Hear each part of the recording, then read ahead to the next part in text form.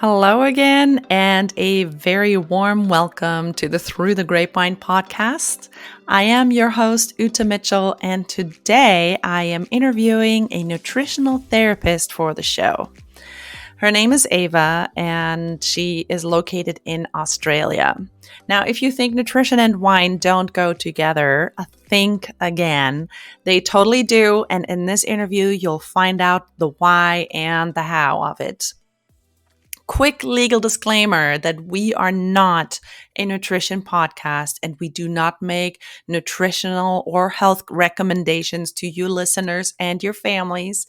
If you have any health concerns or questions, please do contact your doctor. And of course, you can always decide to work with a nutritionist like Ava.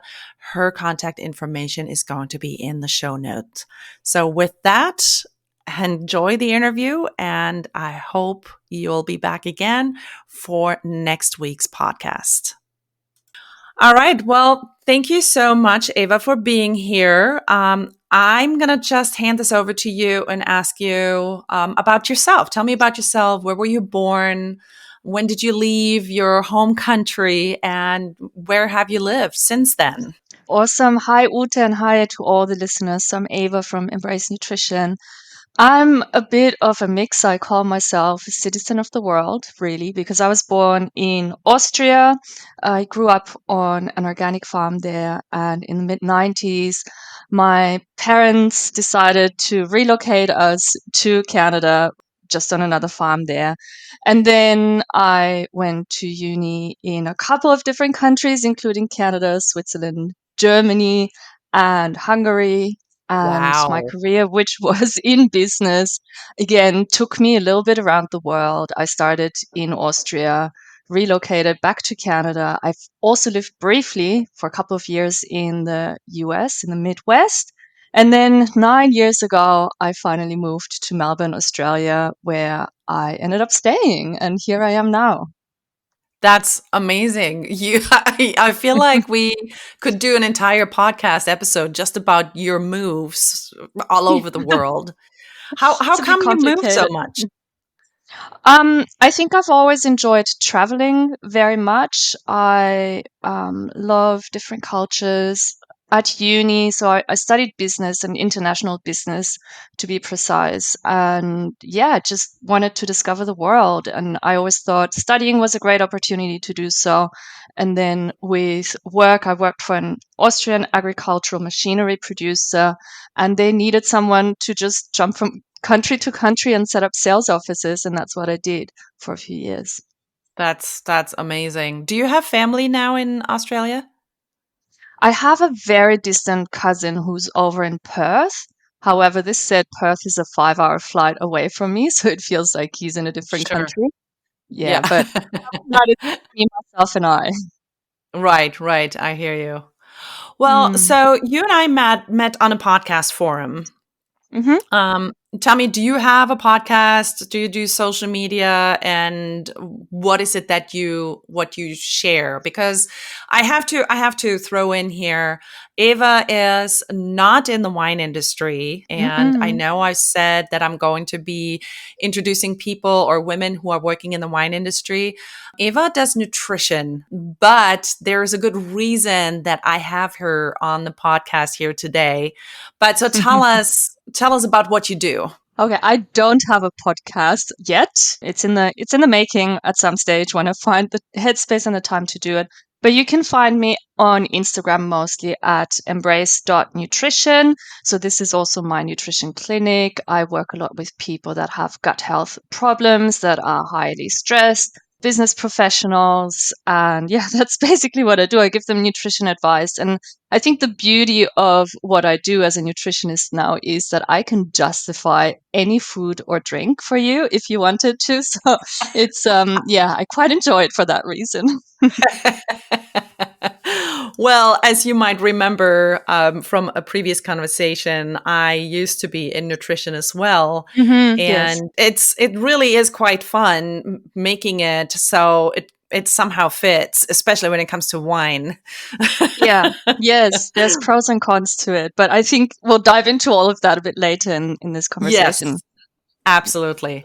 Well, we're definitely going to put your social media profile into the show notes. So, listeners, if you would like to follow her or have questions for her, just hop onto Instagram and follow her and message her. And I'm Yeah. sure she'll Yeah. be happy to get back to you. It's 100% happy to hear from everyone. awesome. So, you do speak of yourself as a wine lover. Yes. And I'm really curious, both of us being from Europe, I know that we tend to start drinking alcoholic beverages a little bit at a younger age. Hmm. And I'm so curious, when did you start drinking wine? And did you actually enjoy it then? Or was it like it was for me? It was a little bit of a learning process. And initially, I was like, no, wine's not good. If you show me anyone that had a first taste of wine at anywhere between 16 to 21 years old and they loved it, I'd be very surprised. So, Right. um, when we moved to Canada, I was actually a teenager, and so for that reason, I had my first drink around about 18 years old. I don't remember if that was wine or something. I reckon it might have been beer actually. But I Right. remember quite specifically the first time I was properly introduced to wine, and that was at a business etiquette dinner at Queen's University, where I studied commerce or business. Hmm. And I felt like, okay, as a future, manager or something, I should learn about wine. I should understand it. I know that that is something that you have during business dinners a lot. And we were served it there and, just explained a little bit about what wine is, how it tastes, what's the difference between red and white, that you should have red wines with your meat and white wines with fish and veggies, etc. Hmm. And I quite specifically remember that dinner because I actually didn't like it. So it's something that grew on me. What wine can you say, or I mean, if you remember, what wine did you actually remember liking where you went, oh my gosh, this is actually pretty good? I'm not sure. I think it would have been probably the classic sweet white wine that I Right. like. But over the years, my taste buds have definitely refined themselves a little bit, and I actually ended up enjoying really heavy red wines. Yeah, But it same was a here. process getting there. Yeah. Yeah. I remember, and I said this in a previous episode, the first wine that I really remember liking was actually a sweet Italian Lambrusco. Yes, And that might have been it actually. and so now I'm like you. I like the bolder, the darker, the deeper, the better, Hmm. basically.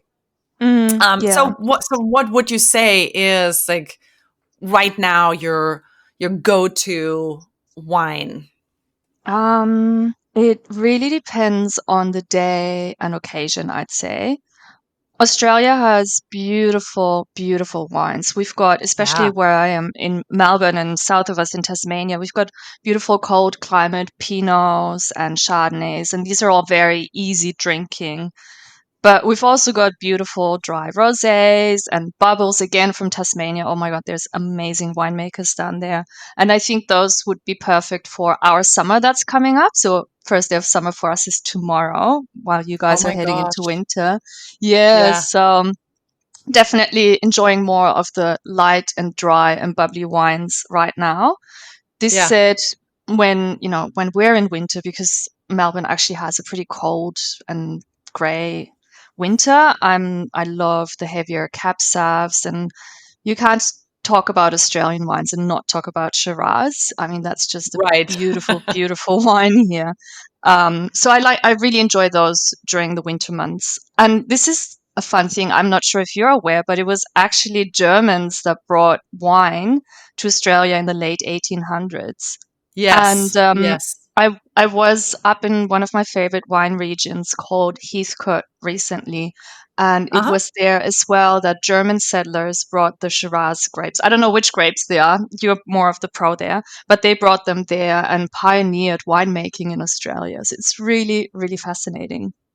Yeah, that is really fascinating. As a matter of fact, I am going to be recording an episode with somebody else, also in Australia, who is a writer, and she writes about wineries in Australia. She's in Hunter Valley. Mm. Oh, So yes, I'm going to be beautiful. very curious to talk to her. Yeah, yeah. She'll be able to tell you lots more about the history than I am. For sure. So tell me, because I have never been to Australia. Mm. Australia to me is as foreign as I mean, it's on the other end of the world. You are Literally. 19 hours ahead of me, which Yes. I'm having a really hard time wrapping my head around, that you are basically approaching almost noon on Hmm. Wednesday, when Hmm. for me it is 3 p.m. on Tuesday. Yeah, I'm a day So ahead of you. yeah, it's incredible. So with you being in Australia and having, obviously your own big wine regions, and undoubtedly you have New Zealand wines that you can get your Yeah. hands on as well. Do you have other international wines that you buy there? Um, I mean, it is imported, but I don't normally drink international wines. Occasionally, maybe a Spanish Tempranillo or an Argentinian Malbec, because they're just quite nice wines. But I don't Yeah, really see the need for international wines here because we've got so many yeah, different climates and so many sure. different amazing varieties here. At the same Yeah, time, there's some big international winemakers that have vineyards here. So there is, for instance, Domaine Chandon from Moet and Chandon that has a yeah, vineyard just an hour north of Melbourne. So, yeah, I don't really see the need for international wines here. And then yeah, it's also a bit of an ecological decision, right? With climate change, be a bit more aware of transportation and all of that. And just with having all those beautiful wines here, I don't really need to buy a bottle of wine that has traveled for 24 hours on a plane. So, yeah. trying to be a bit sustainable and do good to the environment too. I love it. There you have it. Mm. All right. So I do want to shift to your profession here a little bit. You're a nutritional therapist, Mhm. and this is exactly what I called myself after my schooling. I went to the Nutritional Therapy Association here in the States when I did Yeah. my training. Mhm. I'm very curious about where you did your training and how long it went. Mhm. Sure. So nutrition is obviously my second career path, Hmm. which was an interesting transition from ag machinery to nutritional therapy. And some people say, wow, this is like, how does that work? But because I've always been around farming and agriculture, it actually works really neatly because I know where food comes from and how it's made. Yeah. So it was a logical next step from my career transition. I decided to switch into that in my mid 30s. I worked really, really hard in my old job and just ended up with a couple of health issues and realized that if I continue doing that, I will just make myself very sick. So Yeah. I went back to school pre pandemic for 3.5 years, and that was with the Institute for Optimum Nutrition in London, UK. And they Okay. really, I find, specialize. They're a top-notch school, 100%, and they specialize on students doing that as a second career path. And pre-pandemic, they already offered online learning or hybrid learning, so it was a no-brainer for me to do that.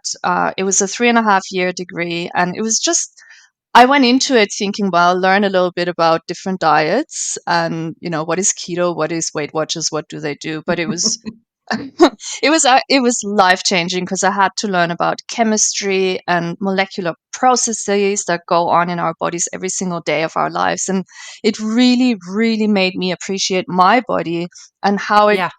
literally constantly every second of our lives tries to keep us alive. It's so fascinating. Yeah. Um, Yeah.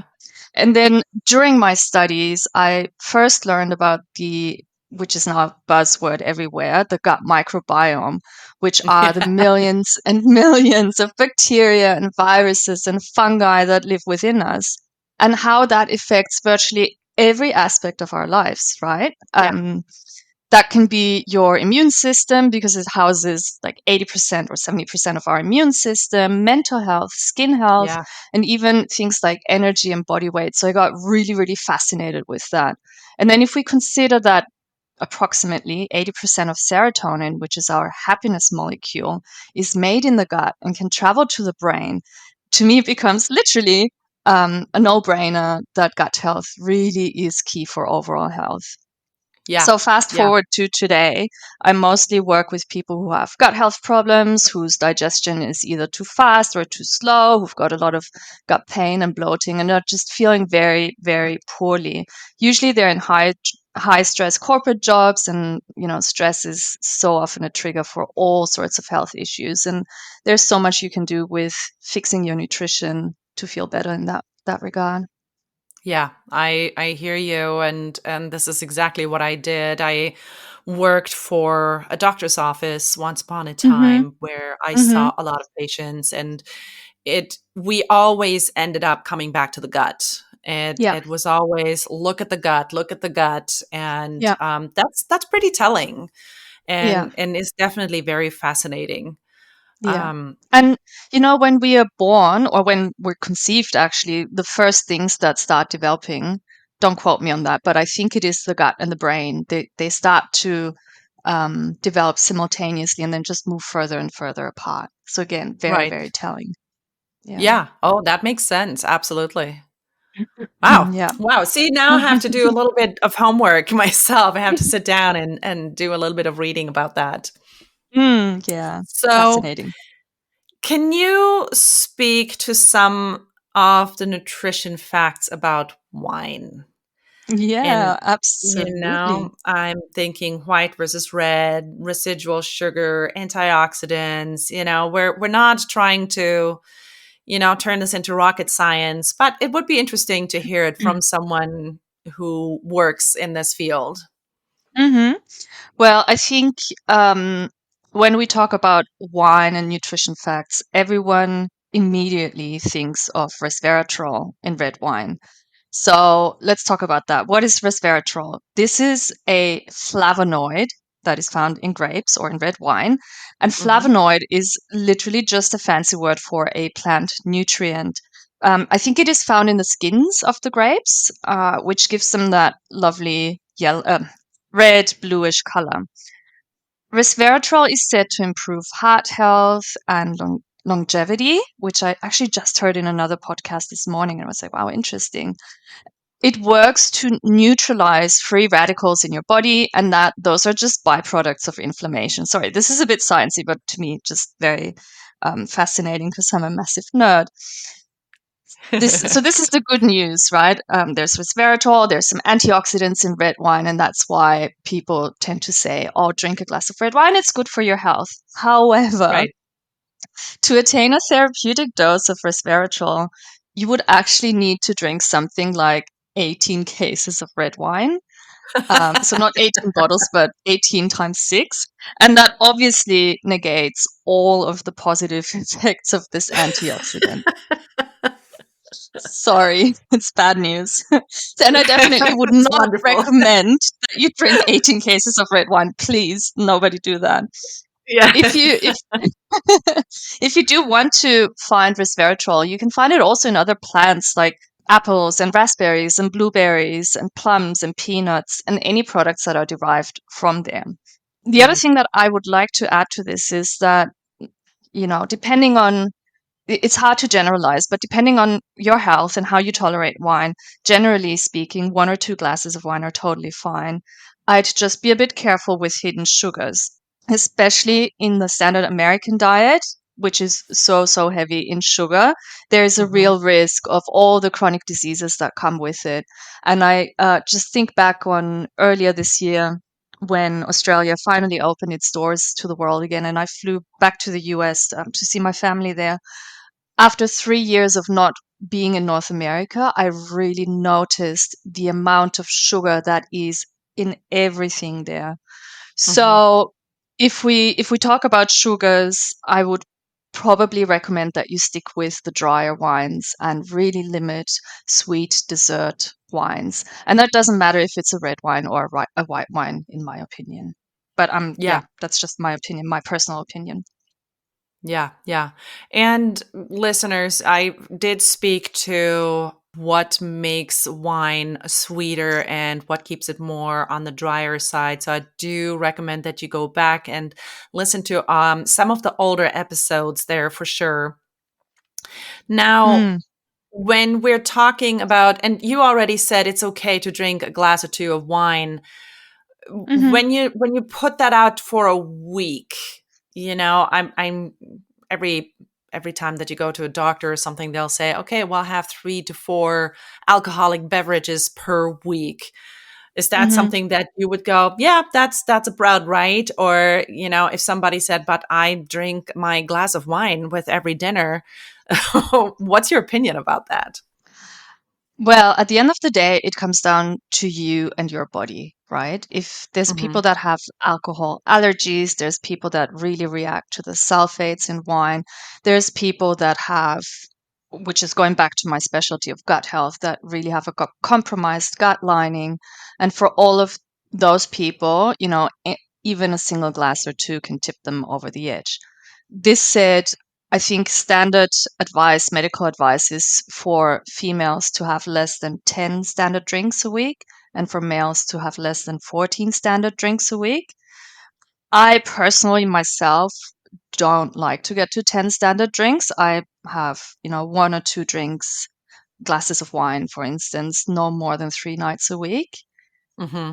Again, this said, we're coming into the holiday season, and that's where Christmas parties happen. For us, it's summer holidays coming around, so barbecues, fun afternoons at the beach, and there might be the occasional day or night where there's more than one or two drinks. And I just try to not to be too hard on myself if I do, stretch the limit there a little bit and just Yeah. take good care of myself and my body over the next few days. So, and with that, what do you do to take good care of your body? Because we all know this happens. You do hmm get too many glasses. Here you are, and you had 3 or 4, hmm maybe you finished your own bottle in one evening. So, what do you do in the next couple of days to take care of yourself? Let's start with the actual day or night of drinking. And that is actually a golden standard rule that I have for myself, no matter if I'm drinking just one or two glasses or more. It is always alternate an alcoholic drink with a glass of water because that Hmm. rehydrates you. Alcohol is a diuretic, so it makes you go, wee out everything a lot quicker. So you Yeah. replenish your hydration. I also make sure to have a good meal before or during wine consumption, which slows down the rate at which alcohol gets absorbed and just doesn't burden the liver as much and as quickly. And definitely have that glass of wine, after going out, before going to bed. And then on the next day, I hydrate, hydrate, hydrate. Sometimes it might be worth it adding some electrolytes to your water, Hmm. but definitely water is your best friend. I think we all know that. Yeah. I would personally also recommend doing some light physical activity and to break a sweat. Although we don't, which is a bit of an urban myth, we don't sweat out the alcohol, but sweat does help to eliminate any toxins that are floating around your body and just eases the burden on the liver a little bit. And the benefit of exercise and light exercise is that you'll release endorphins, which will make you feel better regardless of the night before. And then a couple of things that I like to do as well is having a bitter leaf salad. So that's your, Hmm. I think in America you say arugula. Here we say rocket, or is it the other way around? I don't know. But like an arugula Yeah. salad, radishes, something that, just is a little bit bitter because that can help your liver and just gives it a bit of an additional boost. And if alcohol also affects your digestion, which happens to a lot of people, you can sip on a cup of bone broth or have a really nice and hearty soup for lunch. So those are kind of my go-to self-care things the day after. Yeah. Yeah. Now, I'm totally with you on the bone broth. Now, what do you Mm. say to someone who says, I'm not doing anything with meat because they're vegetarian or vegan or whatever? Do you feel like there is an alternative that is Hmm. doing, I mean, it's not going to do the same as bone broth, but do you have an alternative? Yeah, absolutely. So the thing in bone broth that is the gut healing component is collagen. So I would tell them to just have some collagen, and there is vegetarian forms of collagen as well. I'm not sure if there's vegan forms. I would have to go back to my textbooks there and check that. But there's definitely a vegetarian form of it. If you're a vegan, though, another thing that you can try is rice bran oil. Rice bran oil also helps to restore the mucus layer in the gut and just has a very soothing effect. Mm-hmm. Rice bran oil. That's interesting. Well, Mm, see, learn something again. yeah, something new um, every day. yes. Oh, yes, absolutely. So, as we are approaching the holidays and New Year's, I don't necessarily do resolutions anymore. This is something that I used to do a lot, but not really anymore. But I know that many people do. And Hmm. often they will say, okay, so my New Year's resolution, starting January 1st, I'm going to eat really clean and I'm not going to drink any wine. And what are your thoughts on that?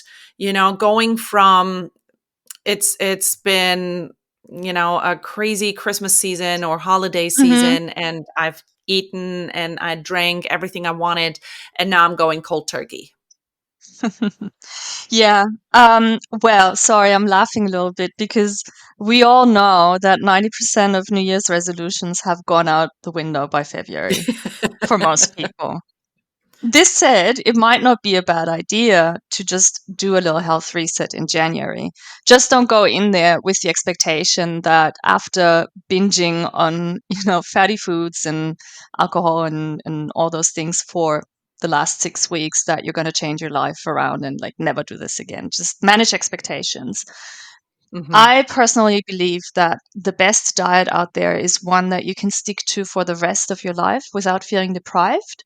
I think that is Yeah. in my opinion, a very healthy and moderate approach to diets. And to be honest, also from my experience with my clients, that is the only diet that works in the long run, period. So forget about fat diets, forget about, I'm never going to drink alcohol again. I mean, there is people that do that, but for most people, it just puts so much stress and burden on their lives that I'm Hmm. not the biggest believer in New Year's resolutions that are supposed to last for the full year.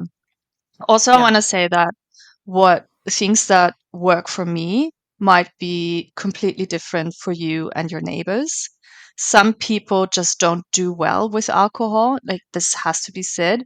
They might have, I think I've mentioned that before, an alcohol allergy, or their gut lining is so compromised after the holidays that they, every time they just have a drink, they spend the next day bloated and just unable to leave the vicinity of their bathrooms. And for people like that, I would definitely recommend, pushing that reset button and stopping drinking for at least a while. But generally speaking, I think if you drink responsibly, so that means don't get drunk, just actually enjoy a glass of wine or maybe two and just listening to your body, I don't usually see a problem with the occasional glass of wine. Also, Yeah. there's Yeah. now lovely, I don't know how that is in the US, but here we've got lovely, lovely non alcoholic wine options now. I've actually recently had, with a pregnant friend of mine, we shared a glass of non alcoholic bubbles and it tasted like the real deal and it was really delicious. No Um, way. yeah, yeah, because we were both a bit hesitant on trying that, but it tasted good. So there is options out there. And I think with technology also getting, more advanced in winemaking, there'll be more options like that. Yeah. Yeah, for Now, sure. I want to go into something else about wine. There is certain areas in the world which are called the blue zones, where there is a disproportionate amount of centenarians. I don't know if you and your listener have heard of that. And they actually found that people in areas like Sardinia, so in southern Italy, who prescribe to what is called the Mediterranean diet, so that is Hmm. mostly plant-based, lots of legumes, lentils, beans, fresh food, fruit as dessert, they tend to live longer and live healthily until old age. And many of these actually have a glass of red wine for dinner. So that's Mm-hmm. why I'm saying, like, just going cold turkey and stuff is not always, best thing to do. I'm not sure if it is actually the red wine that makes them live longer and stay healthier, but instead, a huge component of drinking this is actually to do it with their loved ones, within a community, within a very relaxed setting. So they just sip to enjoy and enjoy each other's company rather than, binge drinking a full bottle after a stressful week at work, which is what a lot of us tend to do. And I'm sorry, Yeah. I'm totally going off a tangent here, but I think this is so important to say. Yeah. So Oh, sure. rather than saying alcohol is good or bad, I think it is just nice to be relaxed and to be within a community. And those are key ingredients to a healthy, sustainable long term diet. Yeah. Yeah, so sorry, I just needed to get this off my chest. I actually really appreciate that you say this because I really do feel that there is no one answer for everyone. Correct. And we have seen longevity in countries that we don't necessarily expect it.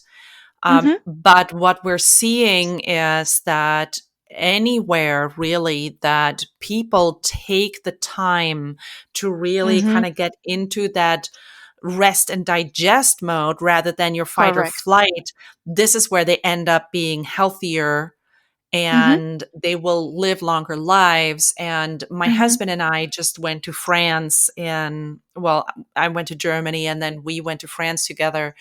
Mm-hmm. And our dinners were always big. I mean, we had a huge breakfast, then we didn't eat for the rest of the day, and then we had a huge dinner, and we Mm-hmm. always shared a bottle of the wine. And I lost about 12 pounds while I Yeah. was over there, which Yeah. is mind boggling when you think about the fact that people usually, when they go on vacation and they know they're going to be drinking more wine and they know they're going to be eating more food, they think, well, I'm going to be gaining weight during that time. And a lot of Mm-hmm. people will go on a diet before they go on vacation because they're afraid that they're going to put on this weight. But Yes.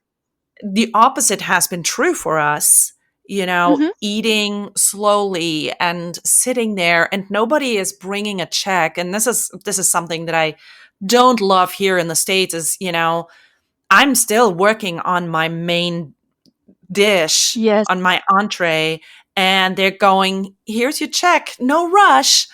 But Mm-hmm. But we how need are the you going to table in feel when five somebody puts minutes. it? Yeah, they put the check in front of you. What are you going to do? Just sit there Mm. for the next 2 hours? You won't. Yeah, yeah, exactly. Well, what you are referring to is known as the French paradox, where food is quite heavy. There's a lot of fatty foods, there's a lot of bread with the French diet. There is a lot of wine in the French diet, and French are known to drink a lot of that. But the Yeah, fact that they do sit down, eat it in community, and a meal there can last you easily an hour and a half, 2 hours, and you yeah, just savor the moment and you do get into that rest and digest. That is what keeps the French so healthy. yeah, for sure.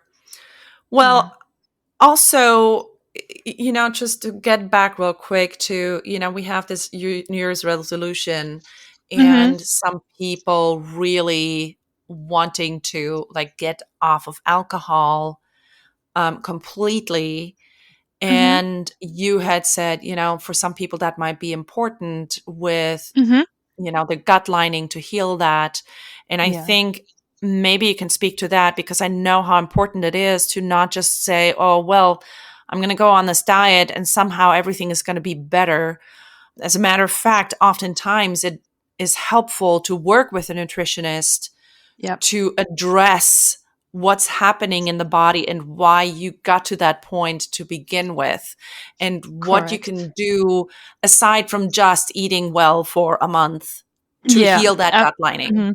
Yeah, absolutely. I mean, to heal the gut lining, it takes more than just not drinking alcohol. The way I work with people is they actually get a really long questionnaire where they answer everything about their life history from the day they were born until basically today.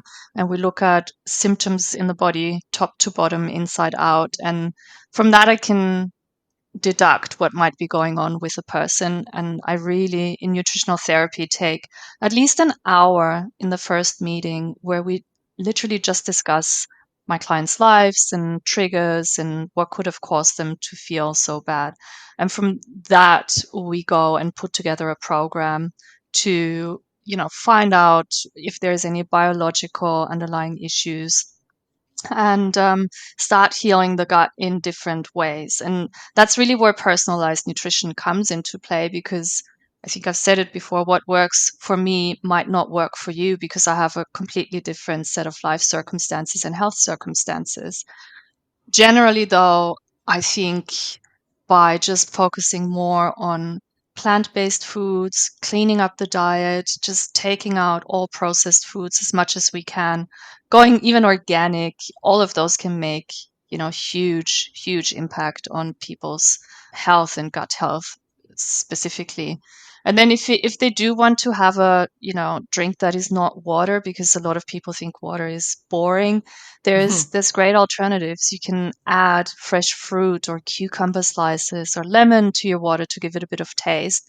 That is not Yeah. cordial. That is not, sugar laden. There's the non-alcoholic wine varieties that I've talked about. There's also beautiful kombuchas, which you can brew yourself, Yeah. or you can buy in the store. They're beautiful because they are fermented drinks, so they have some live bacteria within them that help to restore a healthy balance in your gut. And you can make, just a cup of herbal tea, cool it down, add a little bit of honey and lemon, and again, that makes a beautiful, refreshing drink that is not your standard soft drink. That sounds amazing. Mm. So do you make your own kombucha? I used to. And then Yeah. I think, as with a lot of people, I really got into it and I quite enjoyed drinking my kombucha. But then I got a bit tired of it. And actually, for me, my favorite drink is water. I'm a bit boring that way. So I mostly drink water and herbal teas to keep myself hydrated. That's what I do. I have my water bottle sitting here right next to me. Yeah, exactly. Me too. Yeah, I actually used to make kombucha as well a Hmm. while ago, and just like you, I got a little bit bored with it. And so now, when I Yeah. do want it, I just go to the store and buy it. It's just so easy Yeah. to Yeah. just buy my kombucha. I just want to say with that, though, with kombucha, to be, if we're totally going off topic of wine here, but to be mindful when you buy things like that is to always read the label, because there is different qualities of kombucha in your Yes. supermarket shelves. And, all big food companies, they kind of jump on the bandwagon and say, well, kombucha is healthy, let's just all produce it. But then some of them add flavors and add ingredients that don't need to be in there. So kombucha should just be your black tea, should be sugar and fermented. They should not add natural flavors. If anything, they might add some ginger or raspberries as its second fermentation. And Yes. definitely don't buy kombuchas where they've added sparkling water, because that just means that they did not take the time to ferment it properly. Right. Exactly. They do that. Hmm. I'm. I didn't even know that they do that. Yeah. It's very, very sad. I tell all of my clients, whenever you buy something, do read the label. Don't just look at, the fancy picture that looks super healthy. Turn the Yeah. bottle around or the box around and read what's actually in the food you're about to buy. Yeah. Yeah. Exactly. I'm Hmm. I'm totally with you. Well, thank you so much. I really No appreciate worries. all of this input that you've shared here with us. Of And course. and I know when it comes to nutrition, you're always gonna go off on a tangent here a little bit. I am with you there. Like I said, I've done this myself as a profession, and I want to say it was in Hmm. my last episode that I talked about hydrating while you're drinking. Yeah. So I totally. You can't get the nutritionist out of me. So basically, what it comes down to, No. and this Impossible, is isn't it? it is totally impossible. And I mean, there are so many situations where, I still now look at a person and I see certain things, like dark circles under the eyes, or I Hmm. see, things like eczema or really red cheeks or something. And part of me goes, I can help you, Yeah, which exactly. I don't do that anymore. So I need to just not Mm. feel like I can help everybody.